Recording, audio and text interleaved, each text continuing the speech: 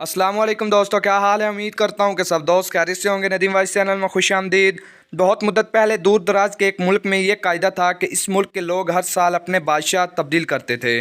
जो भी बादशाह बनता वो एक अहदनामे पर दस्तखत करता कि इसकी हुकूमत का एक साल मुकम्मल होने के बाद वह इस अहदे से दस्तबरदार हो जाएगा और इस एक दूर दराज जजीरे पर छोड़ दिया जाएगा इसको, जहाँ से वो कभी वापस नहीं आ सकेगा। जब एक बादशाह का एक साल दौर हुकूमत मुकम्मल हो जाता तो उसे एक मखसूस जजीरे पर छोड़ दिया जाता, जहाँ वो अपनी बकिया ज़िंदगी गुजारता।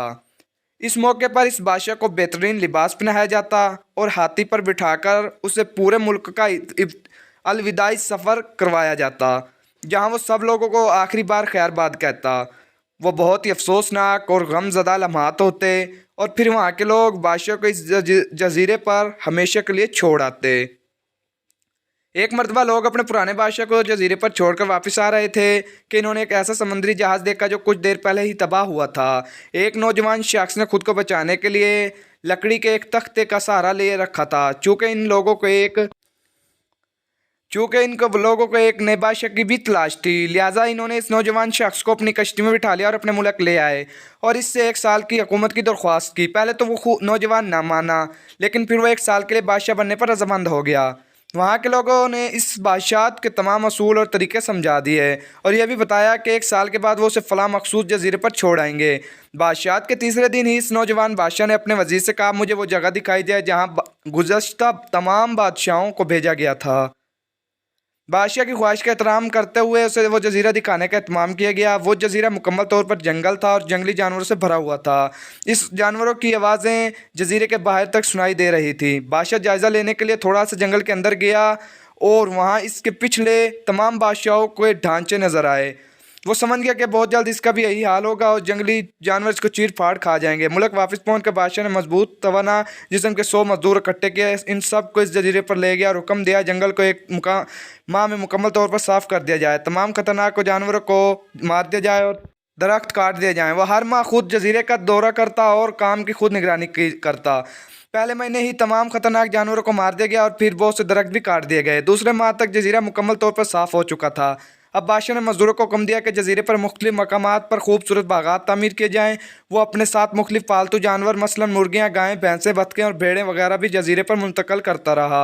तीसरे महीने में बादशाह ने अपने मजदूरों को हुक्म दिया कि एक शानदार घर तामीर करें और इस जजीरे पर एक बड़ी सी बंदरगाह भी बनाएं। गुजरते महीनों के साथ साथ वो जजीरा एक खूबसूरत शहर में बदलता जा रहा था। वो नौजवान बादशाह बहुत सादा लिबास ज़ेब तन करता और अपनी ज़ात पर बहुत कम खर्च करता। अपनी बादशाहत की ज़्यादातर कमाई वो जजीरे को बनाने में लगाता रहा। 10 माह गुजर जाने के बाद बादशाह ने अपने वज़ीर से कहा, मैं जानता हूँ कि 2 महीने बाद मुझे जजीरे पर छोड़ दिया जाएगा, लेकिन मैं अभी जाना चाहता हूँ। वज़ीर और दूसरे वज़रा इस बात पर मुत्तफ़िक ना हुए। बादशाह से कहा, आपको 2 माह मज़ीद सब्र करना होगा ताकि साल मुकम्मल हो जाए। साल पूरा हो जाने के बाद आपको इस जजीरे पर छोड़ दिया जाएगा। बालाखिर 2 माह मुकम्मल हुए और बादशाहत का एक साल ख़त्म हो गया। हस्ब रवायत वहाँ के लोगों ने अपने बादशाह को शानदार लिबास पहनाया और हाथी पर बिठाया ताकि वो अपनी रियाया को खैराबाद कह सके। खिलाफ तवक्को ये बादशाह अपनी अलविदाई तकरीब पर बहुत ही खुश था। लोगों ने इससे पूछा, इस मौके पर तमाम गुज़श्ता बादशाह तो रो रहे थे लेकिन आप हंस रहे हैं, आपके इस कदर खुश होने की क्या वजह है। इस नौजवान बादशाह ने जवाब दिया, तुम लोगों ने दानाओं को वो कौल नहीं सुना, जब तुम एक छोटे बच्चे की सूरत में इस दुनिया में आते हो तो तुम रो रहे होते हो और बाकी लोग सब हंस रहे होते हैं। ऐसी ज़िंदगी जियो कि जब तुम मरो तो तुम हंस रहे हो और बाकी दुनिया रो रही हो। मैंने ऐसी ही ज़िंदगी गुजारी है। जिस वक्त तमाम बादशाह महल की रंगीनों में खोए हुए थे तो मैं इस वक्त अपने मुस्तकबिल के बारे में सोचता था और इसके लिए लाहे अमल तैयार करता था।